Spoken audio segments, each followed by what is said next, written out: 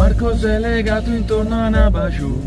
voleva fare sporcaccion con la mia figlia, ma tipa dopo che ho galiga e benda, e ho assai mudande dopo la va via, e il gera in cavario come un lievo re,